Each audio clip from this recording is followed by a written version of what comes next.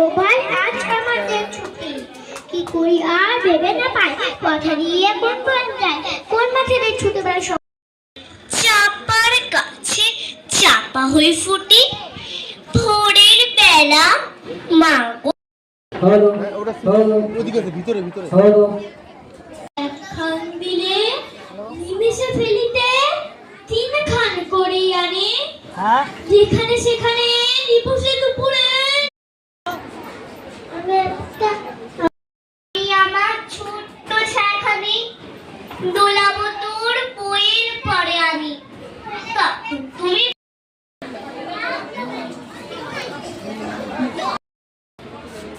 সবার কি